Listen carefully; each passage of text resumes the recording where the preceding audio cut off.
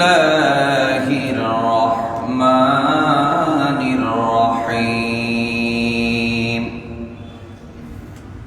ইয়া আইয়ুহাল্লাযীনা আমানু লা তাত্তাখিযুল ইয়াহুদা ওয়ান নাসারা আউলিয়া।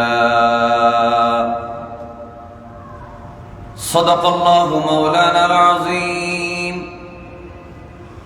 ওয়া সাদাকা রাসূলুহুন নাবিয়্যুল হাবিবুল কারীম। ইন্নাল্লাহা ওয়া মালাইকাতাহু ইউসাল্লুনা আলান নবী। ইয়া আইয়ুহাল্লাযীনা আমানু صلوا عليه وسلموا تسليما اللهم صل على سيدنا مولانا محمد وعلى آل سيدنا محمد سيد الكونين والثقلين والفريقين من عرب ومن عجم اللهم صل على سيدنا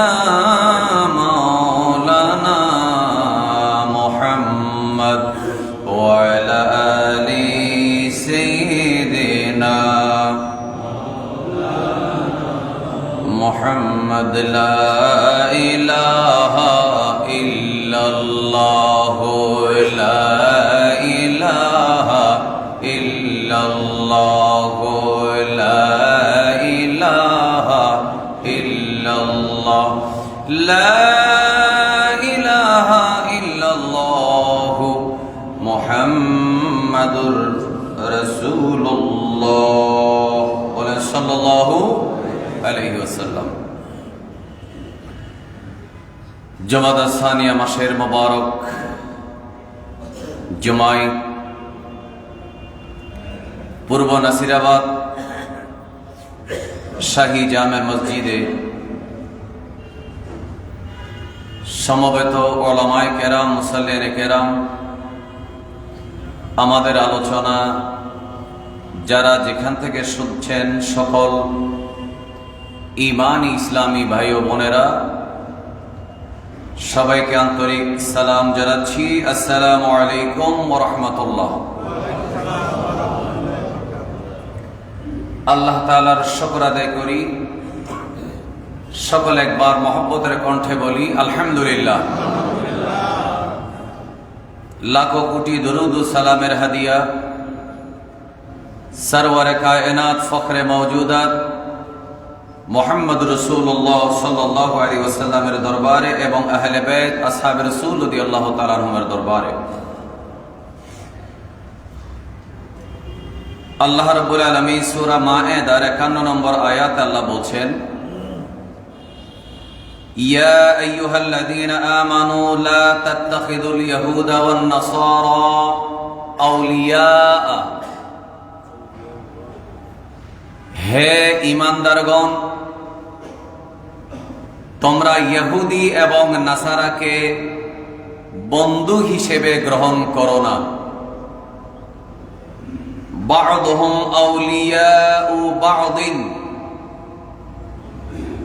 এরাই একে অপরের বন্ধু তোমাদের বিরুদ্ধে। ওয়া মান ইয়াতাওয়াল্লাহুম মিনকুম ফাইন্নাহু মিনহুম, তোমাদের মধ্যে যেই ব্যক্তি তাদেরকে বন্ধু হিসেবে গ্রহণ করবে তারা তাদের মধ্যে বলে পরিগণিত হবে, বিবেচিত হবে। নাউজুবিল্লাহ বলি।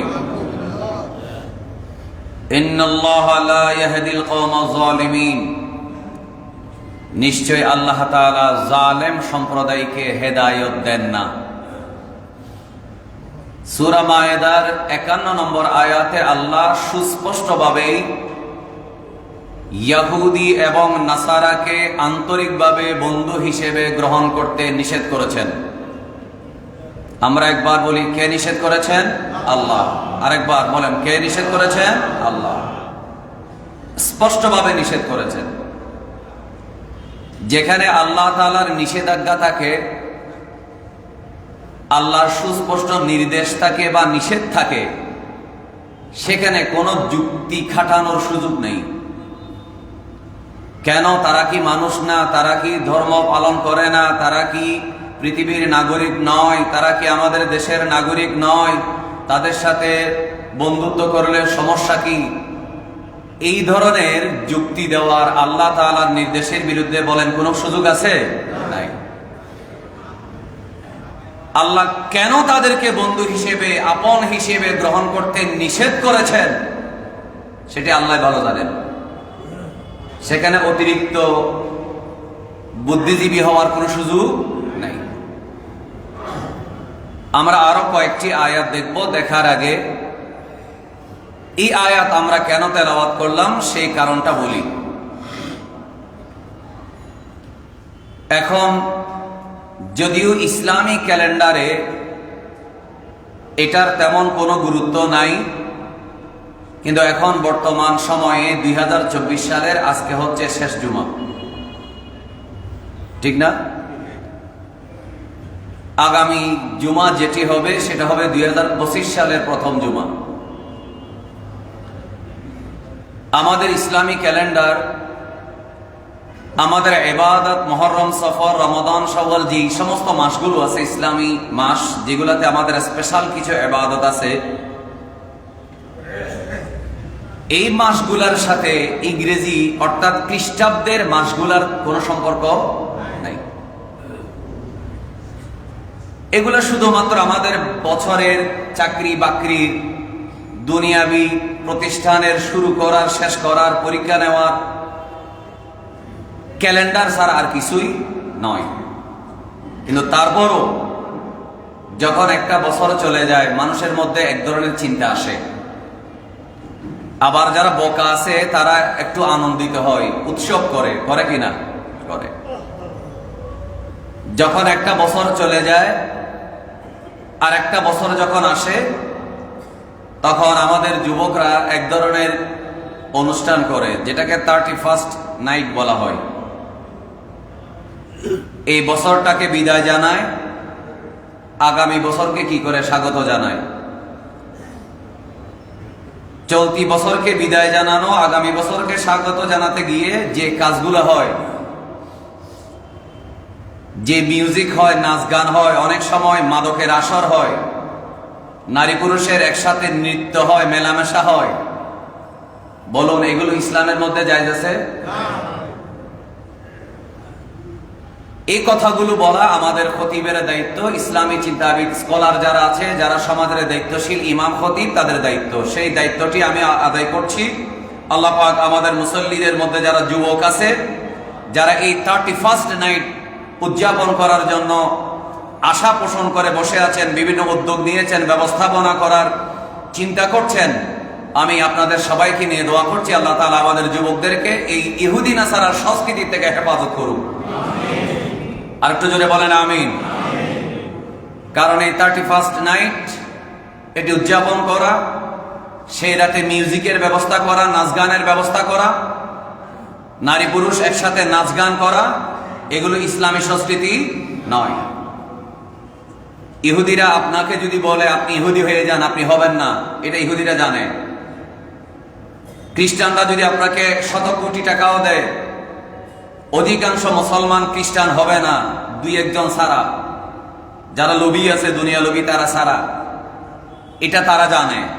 কিন্তু তারা এমন কিছু সংস্কৃতি এই পৃথিবীতে মুসলমানদের সমাজে কৌশলে, কালচারের নামে ঢুকিয়ে দিয়েছে, যে সংস্কৃতিগুলো ধীরে ধীরে মানুষকে ইহুদ এবং নাসারার বন্ধু বানিয়ে ফেলছে, তাদের সংস্কৃতির দাস বানিয়ে ফেলছে, এবং পুরোপুরিভাবে একটা প্রজন্ম তাদের দাসত্বকে নিজেদের গলায় রশি হিসেবে গ্রহণ করেছে। জোরে বলি নাউজুবিল্লাহ। এই ইহুদি নাসারার কালচারাল সাংস্কৃতিক দাসত্ব থেকে মুক্ত থাকার জন্য আজকের এই 2024 সালের ডিসেম্বরের শেষ জুমায় এই আলোচনার অবতারণা করছি। আল্লাহ রাব্বুল আলামিন আমাদের যুব সমাজকে, আমাদের বোনদেরকে, ইসলামী বোনদেরকে এই ইহুদি নাসারার অপসংস্কৃতি থেকে হেফাজত করুন। সূরা মায়েদার 51 নম্বর আয়াতে আল্লাহ স্পষ্ট বলেছেন, ইহুদি নাসারাকে বন্ধু হিসেবে গ্রহণ করো না, যে করবে সে তাদের মধ্যে বলে গণ্য হবে। কথাটা কি আমার নাকি আল্লাহর? এবার আসুন সূরা বাকারা 109 নম্বর আয়াত।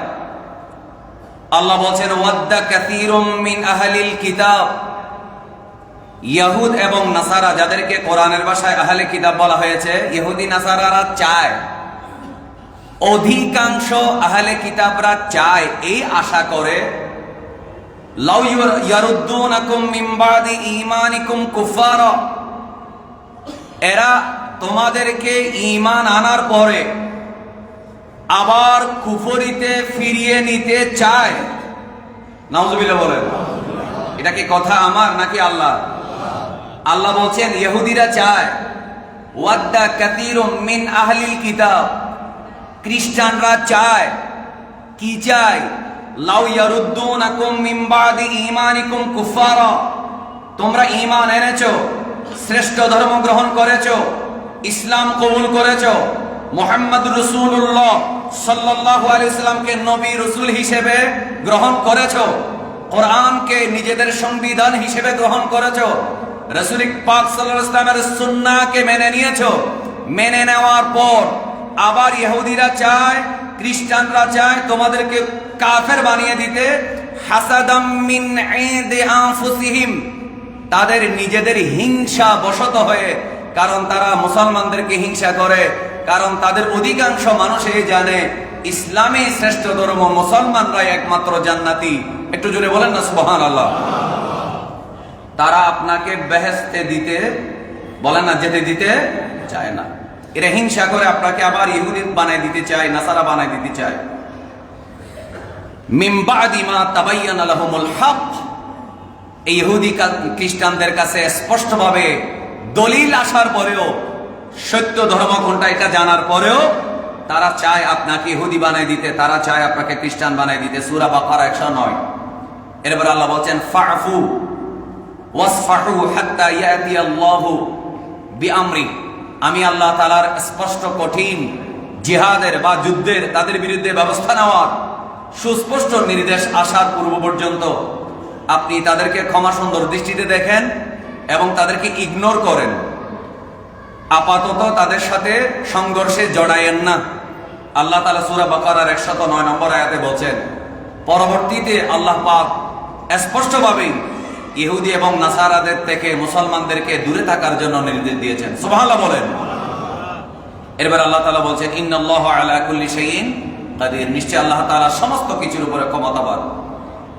এরপরে সূরা নিসা 139 নম্বর আয়াত, আল্লাহ তাআলা বলেন, আল্লাযীনা ইয়াত্তাখিযুনাল কাফিরিনা আউলিয়া মিন দুনিল মুমিনিন, ঈমানদারকে বাদ দিয়ে, মুমিন মুসলমানদেরকে বাদ দিয়ে যারা কাফেরদেরকে বন্ধু হিসেবে গ্রহণ করে, আয়াবতাগুনা ইনদাহুমুল ইজ্জাহ, আল্লাহ তাআলা বড় চমৎকার করে বলছেন আমাদেরকে, তারা কি মনে করেছে ইহুদিদের সাথে বন্ধুত্ব করলে, আতাত করলে, খ্রিস্টানদের সাথে বন্ধুত্ব করলে, আতাত করলে মান সম্মান বাড়বে, স্মার্টনেস বাড়বে, ইজ্জত বাড়বে, সম্মান বাড়বে, প্রভাব প্রতিপত্তি বাড়বে?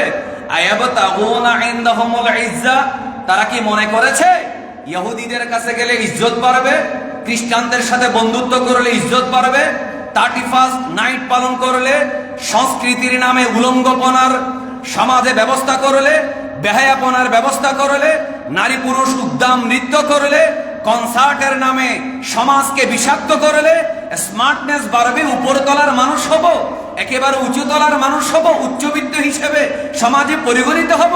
নিজের সম্মান বাড়বে, ইজ্জত বাড়বে, নিজের ক্লাস বাড়বে। আল্লাহ তাআলা বলছেন ফাইন্নাল ইজ্জাতা লিল্লাহি জামিআ। তোমাদের ধারণা ভুল। ইহুদি নাসারার সংস্কৃতি গ্রহণ করার কারণে মুসলমানের ইজ্জত বাড়ে না। নিশ্চয়ই ইজ্জত দেওয়ার মালিক হচ্ছেন আল্লাহ। একটু মহব্বতে বলেন না সুবহানাল্লাহ। ফাইন্নাল ইজ্জাতা লিল্লাহি জামিআ। সকল ইজ্জতের মালিককে আল্লাহ। একটু মহব্বতে আমাদের সবাই বলি, সকল ইজ্জতের মালিককে আল্লাহ। 31 নাইট নববর্ষ উপলক্ষে নাচ গানের ব্যবস্থা করবেন। আর আমাদের যুব সমাজ মনে করে বসে আছে, ধারণা করে বসে আছে, স্বপ্নে বিভোর, আমার ক্লাস বাড়বে, আমার একটু স্ট্যাটাস বাড়বে, আমি স্মার্ট হিসেবে সমাজের মধ্যে পরিগণিত হব। নাউজুবিল্লাহ পড়েন। ইহুদি নাসারা আপনার ঈমানটা ছিনিয়ে নিচ্ছে, আপনার সেই খবর নাই। মনে রাখবেন, ইসলামী ক্যালেন্ডারের সাথে এই 24, 25 এগুলার কোনো সম্পর্ক বলেন না, সম্পর্ক আছে। তারপরও একটা বছর যখন চলে যায় আর একটা বছর যখন আসে, দিনগুলো তো আল্লাহর, বলেন না, দিনগুলো কার? বড় জোর এটা বলতে পারেন আপনি, যেহেতু রাসূল করিম সাল্লাল্লাহু আলাইহি ওয়াসাল্লাম বলেছেন নতুন একটা চাঁদ দেখা গেলে আল্লাহ রাসূল সাল্লাল্লাহু আলাইহি ওয়াসাল্লাম একটা দোয়া শিখিয়ে দিয়েছেন, আল্লাহুম্মা আহিল্লাহু আলাইনা বিল আমনি ওয়াল ঈমান ওয়াস সালামাতি ওয়াল ইসলাম রাব্বি ওয়া রাব্বুকুল্লাহ ওয়া রাব্বুকাল্লাহ। হে চাঁদ, তুমি উদিত হয়েছো, মনে রাখো আল্লাহর কাছে প্রথমে দোয়া করবেন, আল্লাহ আমাদেরকে তুমি ঈমানের সাথে, ইসলামের সাথে, শান্তির সাথে আল্লাহ এই মাসের মধ্যে রাখো। একটা নতুন চাঁদ যখন আপনি দেখবেন আল্লাহর কাছে দোয়া করবেন। বলে না, কার কাছে দোয়া করবেন? আল্লাহর কাছে দোয়া করবেন, আল্লাহ এই চাঁদে, এই মাসে তুমি আমাদেরকে ঈমানে রাখো, ইসলামের সাথে রাখো, নিরাপত্তায় রাখো, শান্তিতে রাখো। আমিন বলেন, আমিন। এরপর আপনি বলবেন রাব্বি ওয়া রাব্বুকাল্লাহ, হে চাঁদ তোমার রব আল্লাহ, আমার রব আল্লাহ। সুবহানাল্লাহ বলেন। এটা হচ্ছে ইসলামী সুন্নাত। চাঁদ দেখা গেলে এটা বছরের জন্য না, তারপরও নতুন একটা যখন ইংরেজি বর্ষ আসতেছে আপনি বর্ষ পালন করবেন না, কিন্তু আল্লাহর কাছে আপনি এটা বলতে পারেন 2024 অনেক ভুলে চলে গেছে, আল্লাহ 2025 সালে আমার আমল সংশোধন করার তৌফিক দাও। একটু মহব্বতে বলেন আমিন। এটা বললে কোনো অসুবিধা আছে না, এটা আপনি আল্লাহর কাছে চাইতে পারেন। এটা 2024 আর 25-এর জন্য না, যে কোনো দিনের জন্য, যে কোনো মাসের জন্য, যে কোনো সময়ের জন্য। আল্লাহ বিগত দিনে নামাজ কাজা করেছি, আগামী বছর যেন নামাজ কাজা না হয়। বিগত দিনে অনেক ভুল করেছি, এই ভুল যেন আবার না করি। বিগত দিনে অনেক পাপ করেছি, আল্লাহ এই গুনাহগুলো যেন পুনরাবৃত্তি না হয়। আল্লাহ পাক আমাদের সবাইকে আগামী বছরগুলোতে আমাদের অতীতের ভুল থেকে শিক্ষা নিয়ে সুন্দরভাবে নিজেদের জীবন গঠন করার তৌফিক দেয়। আমিন বলেন। আসুন বুখারী শরীফের 7319 নম্বর হাদিস। রাসূল করিম সাল্লাল্লাহু আলাইহি ওয়াসাল্লাম বলেন, লা তাকুমুস সাআতু, ততক্ষণ পর্যন্ত কিয়ামত হবে না, হাত্তা তাখুযা উম্মতি বিআখদিল কুরুনি ক্বাবলাহা শিবরান বিশিবরিন ওয়া দিরান বিদিরাইন। ততক্ষণ পর্যন্ত কিয়ামত হবে না, কিয়ামতের আগে আমার উম্মতের একটা দল, আমার উম্মতের একটা দল আগেকার যুগের মানুষদেরকে, ইহুদিদেরকে, নাসারাদেরকে, রোম এবং ফারস্যর যে মানুষ আছে, বিধর্মী আছে, তাদেরকে অনুসরণ করবে। বিগতে বিগতে হাতে হাতে, তারা এক বিগত গেলে এরাও এক বিগত যাবে, এরা এক হাত গেলে এরাও এক হাত যাবে। প্রতি বিগতে বিগতে, বিগত শিবরান মানে বিগত, জেরা মানে হাত, প্রতি হাতে হাতে বিগত বিগতে, তার মানে হচ্ছে প্রতিটা পদক্ষেপে এরা পূর্ববর্তী ইহুদি নাসারার সংস্কৃতিকে অনুসরণ করবে কিয়ামতের আগে। এরপরে ফাকিলা ইয়া রাসূলুল্লাহ কাফারিস ওয়া রোম। তখন রাসূল করিম সাল্লাল্লাহু আলাইহি ওয়াসাল্লামকে সাহাবীরা বললেন, ইয়া রাসূলুল্লাহ, ফারিস এবং রোমের মানুষগুলাকে কি আপনার উম্মতে কিয়ামতের আগে অনুসরণ করবে? ইহুদি এবং খ্রিস্টানদেরকে অনুসরণ করবে? তখন রাসূল করিম সাল্লাল্লাহু আলাইহি ওয়াসাল্লাম ১৫০০ বছর আগে বলে গেছে, ওয়ামানিন নাসু ইল্লা উলাইকা, আমি তো তাদের কথাই বলছি, তারা ছাড়া আর কে? তার মানে তখনকার যুগের পরাশক্তি ছিল রোম এবং পারস্য। বর্তমান যুগেও পরাশক্তি আছে না নেই? কথা বলেন, আছে না? ইহুদি পরাশক্তি আছে, খ্রিস্টান পরাশক্তি আছে, বৌদ্ধ পরাশক্তি আছে, হিন্দু পরাশক্তি আছে, বিভিন্ন বিধর্মী পরাশক্তি আছে। বলুন, মুসলমান কি কোন সুপার পাওয়ারকে অনুসরণ করবে নাকি আল্লাহকে? বলেন না, মুসলমান আনুগত্য করবে কার? একটু মহব্বতের আওয়াজে বলেন, আমরা মুসলমানরা দাসত্ব করব, আমরা গোলামি করব একমাত্র কার? আমরা অনুসরণ করব কার? মুহাম্মাদুর রাসূলুল্লাহ সাল্লাল্লাহু আলাইহি ওয়াসাল্লামের। একটু মহব্বতে পড়েন সুবহানাল্লাহ। মুসনাদে আহমদ ইমাম আহমদ বিন হাম্বলের একটা বিশাল কিতাবের হাদিসের কিতাব আছে মুসনাদ আহমদ, 22,119 নম্বর হাদিস, দারুল হাদিস মিশরের সাপ। যারা আলেম ওলামা আছেন আমাদের আলোচনা শুনবেন, আপনারা যদি এই হাদিসটা নিজেরা খুঁজে বের করে পড়তে পারেন, প্রতিটা মাহফিলে জুমা মসজিদে যেন বলতে পারেন, আলেম ওলামা এবং আমাদের ছাত্র আমাদের যারা অনুসরণ করে তাদের জন্য এই রেফারেন্সটা দিচ্ছি। মুসনাদ আহমদ 22,119, মিশর দারুল হাদিসের সাপ, 12তম খণ্ডের মধ্যে রাসূল করিম সাল্লাল্লাহু আলাইহি ওয়াসাল্লামের সাহাবী আবু উমামা আল বাহিলি রাদিয়াল্লাহু তাআলা আনহু থেকে বর্ণনা করছেন, হযরত আবু উমামা বর্ণনা করছেন, রাসূল করিম সাল্লাল্লাহু আলাইহি ওয়াসাল্লাম ইরশাদ করেন, আল্লাহ রাসূল বলছেন, ইন্নাল্লাহ বাআসানি রাহমাতান ওয়া হুদাল লিল আলামিন, নিশ্চয়ই আল্লাহ তাআলা আমি রাসূলকে রহমত এবং জগতের হেদায়েত হিসেবে প্রেরণ করেছেন। সুবহানাল্লাহ, একটু মহব্বতে পড়েন না সুবহানাল্লাহ। আল্লাহ তাআলা প্রিয় নবী সাল্লাল্লাহু আলাইহি ওয়াসাল্লাম বলছেন, আল্লাহ আমাকে রহমত এবং হেদায়েত হিসেবে কি করেছেন? প্রেরণ করেছেন। তো আমাদের যুব সমাজের, আমাদের মুরব্বীদের, আমাদের মুসলমানদের তো খুশি হওয়ার দরকার। আমরা এমন একজন নবী পেয়েছি যার কাছে সব হেদায়েত আছে। আছে না নেই? ইসলাম আছে, আমানত আছে, সংস্কৃতি আছে, কালচার আছে, বিনোদনের ব্যবস্থা আছে, আনন্দ করার ইসলামী রীতিনীতি আছে, যা যা দরকার সবকিছু ইসলামে আছে না নেই? আরেকজনের কাছ থেকে ধার করে নেওয়ার কোনো দরকার আছে? ইহুদি থেকে একটা নিলাম, খ্রিস্টান থেকে একটা নিলাম, মুশরিকদের থেকে, মূর্তি পূজারীদের থেকে কিছু কালচার নিলাম, অন্য কোন ধর্মের থেকে কালচার ধার করে নেওয়ার কোনো দরকার নাই। ইসলামী তাহজিব, তামাদ্দুন, সংস্কৃতি, কালচার সব কিয়ামত পর্যন্ত সমস্ত মানুষের জন্য পরিপূর্ণ ব্যবস্থা হিসেবে আমার প্রিয় নবী সাল্লাল্লাহু আলাইহি ওয়াসাল্লাম দিয়ে গেছেন। সুবহানাল্লাহ বলেন। আমার প্রিয় নবী সাল্লাল্লাহু আলাইহি ওয়াসাল্লাম কি বলছেন? যুব সমাজকে হাত জোর করে বলবো এই কথাগুলো মনোযোগ দিয়ে শুনুন। আমার নবী বলছেন, আমি রহমত এবং হেদায়েত হিসেবে সারা পৃথিবীর জন্য আল্লাহ আমাকে পাঠিয়েছেন। সুবহানাল্লাহ।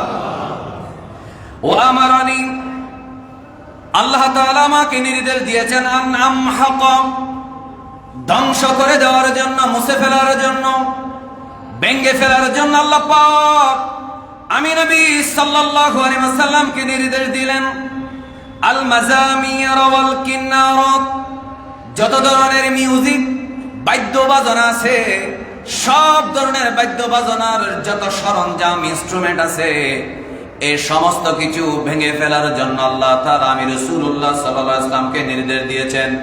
ইয়ানি আল বারাবিতা ওয়াল মাআজিফা, দুইটা শব্দকে ব্যাখ্যা করে আরো দুইটা শব্দ বলা হলো।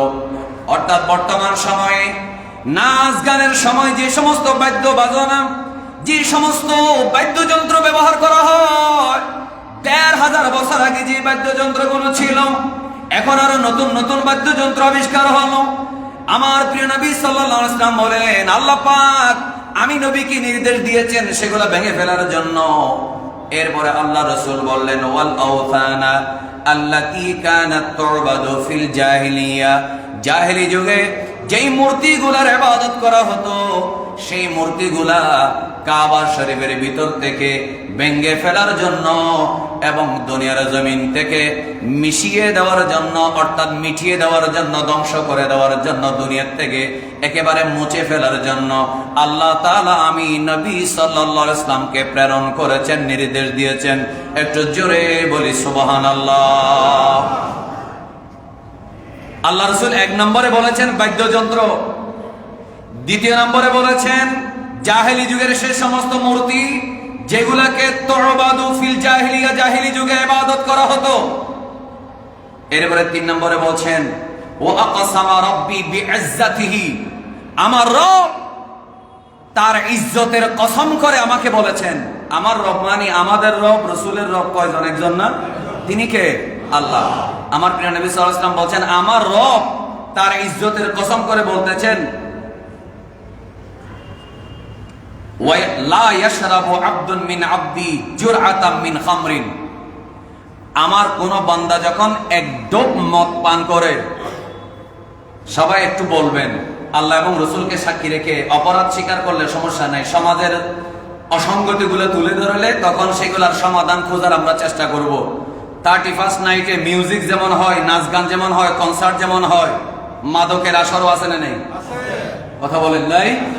মাদকের আসরও আছে। আল্লাহ রাসূল সাল্লাল্লাহু আলাইহি ওয়াসাল্লাম বলছেন, আল্লাহ তার ইজ্জতের কসম করে আমাকে বলেছেন, লা ইয়াশরাবু আবদুম মিন আবিদি জুরআতাম মিন খামরিন ইল্লা সাকাইতুহু মাকানাহা মিন হামিমি জাহান্নাম মুআযযাবা।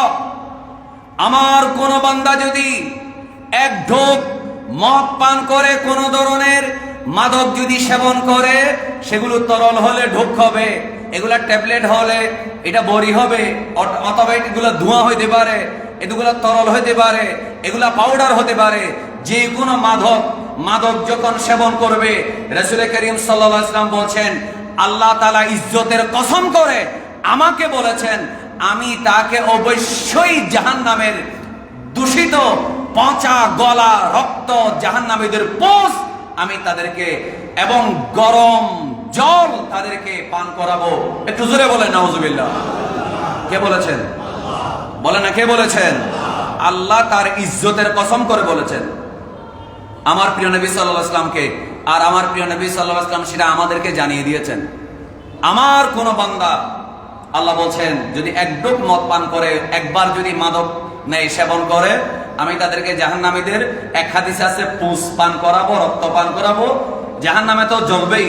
দ্বিতীয়ত এখানে বলা হয়েছে গরম পানি, এমন গরম, সেগুলা পান করলে কি ভালো লাগবে না শেষ? বিচার সবকিছু জ্বলে পুড়ে ছাই হয়ে যাবে, এমন গরম পানি আল্লাহ তাআলা তাদেরকে পান করাবে।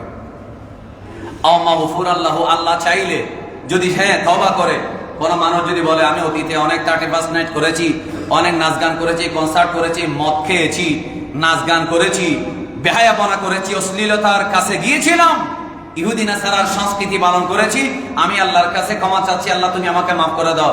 একটু সবাই বলেন, ক্ষমা করার মালিক কে? আল্লাহ। এরপরে হাদিস শরীফ আছে, ওয়ালা ইয়াসকিহা সাবিয়ান সাগীরান ইল্লা সাকাইতুহু মাকানাহা মিন হামিমি জাহান্নামা মুআযযাবা। কেউ যদি নাবালেগ কোন ছেলেকে মদ পান করায়, এমন অনেক ছেলে রাস্তায় বিভিন্ন জায়গায়, এমনকি আমি শুনেছি অনেক স্কুলে পর্যন্ত তাদের ক্লাসমেটের মধ্যে মাদকের সিন্ডিকেট সৃষ্টি করে 7, 8, 9, 10 এর ছেলেদেরকে মাদক সাপ্লাই দেওয়া হয়। আপনারা শুনেন নাই? আমি বিভিন্ন সময় পত্র পত্রিকায় পেয়েছি, মিডিয়ায় পেয়েছি, বিভিন্ন স্কুলে, ভালো মানের স্কুল, ভালো মানের কলেজ, ইউনিভার্সিটি, যেগুলোতে ছেলেদেরকে পড়ানো অভিভাবকদের স্বপ্ন, সেই সমস্ত স্কুলে মাদক ব্যবসায়ীরা বিভিন্ন ধরনের ছেলে সেখানে ফিট করে দেয়। বন্ধুকে একদিন মস্কারি করে বলে, চলো, কোনোদিন কি ওই ট্যাবলেট খাইছো, চলো একটা ট্যাবলেট খাই দেখি। নাউজুবিল্লাহ বলে। কোনোদিন কি ওইটা টানছো, বা গাঁজা বা হিরোইন অথবা ইয়াবা অথবা বিভিন্ন ধরনের মাদক দ্রব্য, বন্ধুকে বলে, চলো, প্রতিদিন তো আর খাবো না, একটু খেয়ে দেখি, একটু টেস্ট করে দেখি। নাউজুবিল্লাহ বলেন। বলুন, এই ধরনের সংস্কৃতি আমাদের দেশে আছে না নেই? আপনারা কথা না বললে তো হবে না, বলেন আছে না নেই? তো এগুলার সমাধান করার জন্য আমাদের মিম্বরে ইসলামী অনুষ্ঠানগুলোতে, মাহফিলগুলোতে যেমন বলা দরকার, ঠিক তেমনি ভাবে প্রত্যেকটা অভিভাবকের সচেতন হওয়া দরকার। স্কুলের ম্যানেজিং কমিটি, কলেজ, ইউনিভার্সিটির যারা কর্তৃপক্ষ আছে, তাদেরকে সচেতন হওয়া দরকার। সবচেয়ে বেশি কঠোর আইন করার দরকার কাদের? সরকারের। বলে না কাদের? সরকারের। আজকে 2024 সালের সর্বশেষ জুমা, যেটাতে আমি আপনাদেরকে আলোচনা করছি, আপনাদেরকে নিয়ে দোয়া করতেছি, বর্তমান সরকার এবং আগামীতে যারাই আসবে, দায়িত্বশীল যারা হবে, তাদেরকে মাদকের বিরুদ্ধে জিরো টলারেন্স নেওয়ার তৌফিক দান করুন। আর একটু জোরে বলেন আমিন। কারণ মাদকের সাথে কোনো আপোষ করা যাবে? একটু আওয়াজ করে বলেন না। মাদকের সাথে কোনো আপোষ করা যাবে না। মাদক মানে আমার সন্তান শেষ, মাদকের বিস্তার মানে একটা সমাজ শেষ, একটা পরিবার শেষ, একটা প্রজন্ম, জেনারেশন শেষ। মাদক মানে একটা দেশের সমস্ত মানুষের আশা আকাঙ্ক্ষা, ভবিষ্যৎ, সমস্ত কিছু শেষ। এজন্য এটাকে হালকাভাবে নেবেন না। অভিভাবক সচেতন হন, স্কুল কলেজের কর্তৃপক্ষ সচেতন হন, রাজনৈতিক দলের নেতারা সচেতন হন এবং ব্যবসায়ীরা সচেতন হন। এলাকার যারা প্রভাবশালী গণ্যমান্য মানুষ আছেন, আপনারা সচেতন হন। সমাজের যারা member, chairman, commissioner, councillor, MP আছেন, উপদেষ্টা আছেন, আপনারা সচেতন হন এবং মাদকের বিরুদ্ধে সার্বিকভাবে জিহাদ আপনারা সৃষ্টি করুন, সমাজে জনমত সৃষ্টি করুন, মাদকের বিরুদ্ধে বিপ্লব সৃষ্টি করুন। এছাড়া এই সমাজকে বাঁচানো কোন অবস্থাতে সম্ভব নয়। আল্লাহ তাআলা আমাদের সবাইকে সচেতন হওয়ার তৌফিক দেন, আমিন বলেন। রাসূল করিম সাল্লাল্লাহু আলাইহি ওয়াসাল্লাম বলছেন, আল্লাহ তাআলা বলছেন, ওয়ালা ইয়াদাউহা আবদুন মিন আবিদি মিন মাখাফাতি ইল্লা সাকাইতুহা। হ্যাঁ, আমার কোন বান্দা যদি আমার ভয়ে মাদককে বর্জন করে, ইল্লা সাকাইতুহা মিন হাযীরাতিল কুদুস। হাযীরাতিল কুদুস, কেউ যদি মাদককে বর্জন করে, কোন যুবক, কোন পুরুষ, আমি আল্লাহর ভয়ে আমি তাকে জান্নাতের নহরের পবিত্র শরাব পান করাবো। একটু মহব্বতে বলেন না সুবহানাল্লাহ। মিন হাযীরাতিল কুদুস। এরপর আল্লাহ রাসূল সাল্লাল্লাহু আলাইহি ওয়াসাল্লাম বলছেন, আল্লাহ তাআলা বলছেন, ওয়ালা ইয়াহিল্লু বাইউহুন্না। যে কথাগুলো বলা হয়েছে সুলভ, এক হাদিসের মধ্যে আছে সুলভ, যেই স্টুলিকাষ্ট খ্রিস্টানরা যেটা মৃত্যুদণ্ড দেয়, এইভাবে প্লাস চিহ্ন অনেকে গলার মধ্যে লটকায় কিনা, এটা কি হালাল না হারাম? বলেন না কেন? মুসলমানদের জন্য হালাল নাকি হারাম? প্লাস চিহ্ন, এগুলো কেউ বিক্রি করতে পারবে না। মাযিব বাদ্যযন্ত্র কেউ বিক্রি করতে পারবে না। মাদক কেউ বিক্রি করতে পারবে না। মনে রাখবেন, ওয়ালা ইয়াহিল্লু বাইউহুন্না, যে কথাগুলো ইতিপূর্বে বলা হলো, এগুলো বিক্রি করা হারাম, অর্থাৎ হালাল নয়। ওয়ালা শিরাউহুন্না, এগুলো কেনাও হালাল নয়। ওয়ালা তালিমুহুন্না, এবং এই কাজগুলো কেউ কাউকে শিক্ষা দেওয়া, এটাও হারাম, হালাল নয়। ওয়ালা তিজারাতুন ফিহিন্না, এবং এগুলা নিয়ে কোনো ব্যবসা করা যাবে না। কেউ যদি বলে আমি বিক্রি করি, ব্যবসা করি নিজের ভাগ্য পরিবর্তন করার জন্য, আমি নিজে তো সেবন করি না, নাউজুবিল্লাহ বলেন। কেউ যদি ব্যবসা করে, সে অপরাধী কিনা? সে কি ছোট অপরাধী নাকি আরো বড় অপরাধী? আল্লাহ তাআলা এই ধরনের সমাজের কালপ্রিট যেগুলো আছে, সমাজের কীট, এগুলোর থেকে আমাদের সমাজকে আল্লাহ হেফাজত করুক, আমিন বলেন। এরপরে আল্লাহ রাসূল সাল্লাল্লাহু আলাইহি ওয়াসাল্লাম বলছেন, ওয়া আথমানুহুন্না হারামুল লিল মুগান্নিয়াত, যে গান বাজানো হয়, কনসার্ট হয়, এই কনসার্টে পুরুষ গায়ক, পুরুষ গায়িকা, নারী গায়ক, নারী গায়িকা যেগুলো আছে, তাদের সেই ইনকাম হলো হারাম। বলেন, সেই ইনকাম কি? কথা বলেন না, সেই ইনকাম কি? হারাম। আমাদের অনেক মা বাবা আছে, আধুনিক যুগের মা বাবা, স্বপ্ন দেখে আমার তো কোটি কোটি টাকা আছে, আমি তাকে অনেক প্রপার্টি দিয়ে যাচ্ছি, আমার ছেলে যদি শিল্পী হয়, আমি সবাইকে বলতে পারবো আমি সেলিব্রিটির বাবা। এরকম অনেক মানুষ আছে না নেই? এগুলো কপাল ফোড়া, ঝাঁটা কপাইলে মানুষ। নিজের ছেলেকে মিউজিশিয়ান বানাচ্ছেন, গায়ক বানানোর জন্য উৎসাহ দিচ্ছেন, লাইক দিচ্ছেন, কমেন্ট করছেন। আত্মীয় স্বজনকে, নিজের ভাতিজাকে, নিজের নাতিকে গায়ক বানাতে চাচ্ছেন, গায়িকা বানাতে চাচ্ছেন। আল্লাহ রাসূল স্পষ্টভাবে ১৫০০ বছর আগে বলেছেন, ওয়া আথমানুহুন্না হারামুল লিল মুগান্নিয়াত। এটা কনসার্টের গায়ক হিন্দু হোক, এটা ভারত থেকে আমদানি হোক, এটা পাকিস্তান থেকে আমদানি হোক, এটা বাংলাদেশে জন্মগ্রহণ করা গায়ক হোক, অথবা নায়ক হোক, অথবা গায়িকা হোক, মিউজিশিয়ান যে গান গায়, গায়িকা, নর্তকী, বেহায়া নারী পুরুষ, যেখানকার মানুষ হোক না কেন, ওই কাজটা করা যেমন হারাম, ঠিক তেমনি সেই ইনকামও হারাম। একটু জোরে বলুন নাউজুবিল্লাহ, আরো জোরে বলুন। বলেন, হালাল নাকি হারাম? হিন্দু করলে হারাম হবে, মুসলমানে করলে আরাম হবে, এই ধরনের ডাবল স্ট্যান্ডার্ড ইসলামের মধ্যে নাই। বরং বিধর্মীদের জন্য যে শরীয়ত, এটা আপনি বাস্তবায়ন করতে পারবেন না, কিন্তু মুসলমানদের উপরে শরীয়ত বাস্তবায়ন করার অধিকার আপনার আছে না নেই? কথা বলেন। একজন মুসলমান কি আপনি তাকে মসজিদে আনতে পারবেন? ঠিক তেমনি না একজন হিন্দুকে আপনি মসজিদে আনতে পারবেন না, বৌদ্ধকে আনতে পারবেন না। ঠিক তেমনি একটা হিন্দু যদি গান বাজনা করে, সে নিজের পরিমণ্ডলে, নিজের গণ্ডির ভিতর আপনি তাকে বাধা দিতে পারবেন না। বরং আপনার দায়িত্ব বেশি হলো মুসলমানদেরকে গান বাজনা থেকে হেফাজত করা, ঠিক কিনা বলেন? এই জন্য অনেকে মনে করে হিন্দুরা গান গাইলে এটা হারাম হয়, বৌদ্ধরা গান গাইলে হারাম হয়, মুসলমান গান গায়কে ওই একই গান গাইলে সেটা হালাল হয়। নাউজুবিল্লাহ বলেন। এই কিয়ামতের আগে হারামকে হালাল করার যে সিস্টেম রাসূল করিম সাল্লাল্লাহু আলাইহি ওয়াসাল্লাম ১৫০০ বছর আগে বলেছেন, সেটা এখন বর্তমানে বাস্তবায়ন হচ্ছে। এজন্য হাদিস শরীফের মধ্যে আছে, ইমাম আহমদ বিন হাম্বল ২২,১১১ নম্বর হাদিসে রাসূল করিম সাল্লাল্লাহু আলাইহি ওয়াসাল্লাম থেকে বর্ণনা করেছেন, গায়ক, গায়িকা, নায়ক, নায়িকার যত ইনকাম আছে সেগুলো হচ্ছে স্পষ্টভাবে হারাম। আল্লাহ তাআলা আমাদের সবাইকে হেফাজত করুক, আমিন। আবু দাউদ শরীফ ৪০৩১ নম্বর হাদিস, রাসূল করিম সাল্লাল্লাহু আলাইহি ওয়াসাল্লাম বলেছেন, মান তাশাব্বাহা বিকওমিন ফাহুয়া মিনহুম। যেই সংস্কৃতি, যেই ধর্মের মানুষকে অনুসরণ করবে, হাসরের মাঠে তার সাথে তার হাসর হবে। নাউজুবিল্লাহ বলেন। তিরমিজি শরীফের ২৪৫৯ নম্বর হাদিসে আছে, আজকে ২০২৪ সালে যদিও ইসলামী বর্ষ না, তারপরও যুব সমাজের সচেতনতার জন্য বলছি। আল্লাহ রাসূল বলছেন তিরমিজি শরীফ 2459 নম্বর হাদিস, আল কাইয়িসু, জ্ঞানী বুদ্ধিমান স্মার্ট ওই যুবক, মান দানা নাফসাহু, যে নিজের নফসকে দমন করতে পারে। একটু মহব্বতে বলেন না সুবহানাল্লাহ। নিজের নফস, নিজের মনে যা চায়, নিজের খেয়ালে যা যা আসে সবগুলা করলে সে স্মার্ট না, সে শক্তিশালী পুরুষ না।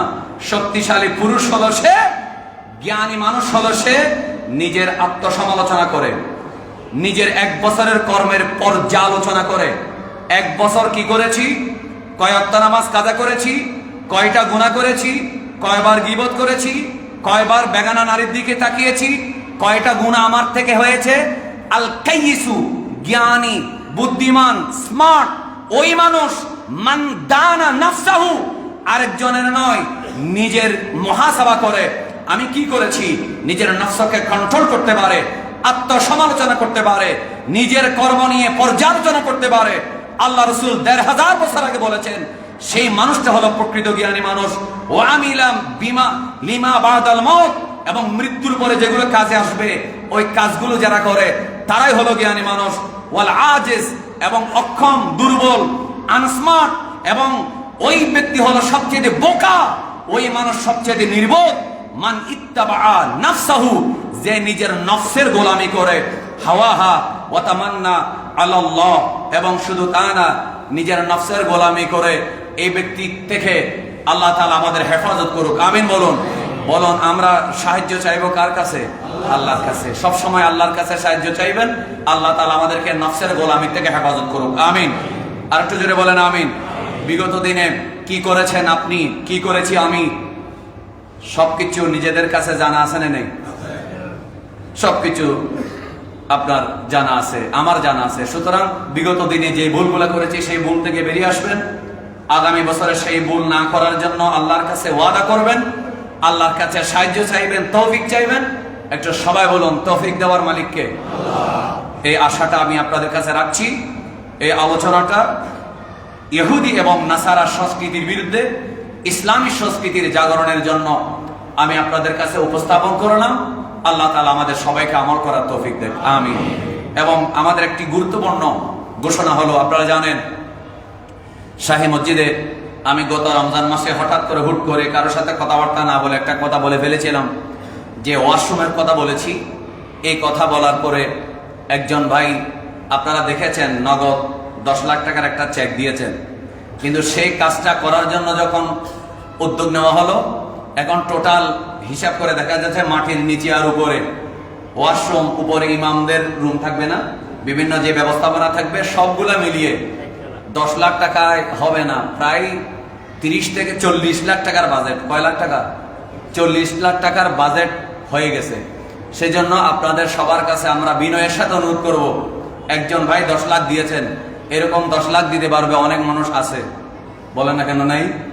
আছে। কিন্তু সবার কাছে আমরা 10 লাখ করে চাইবো না।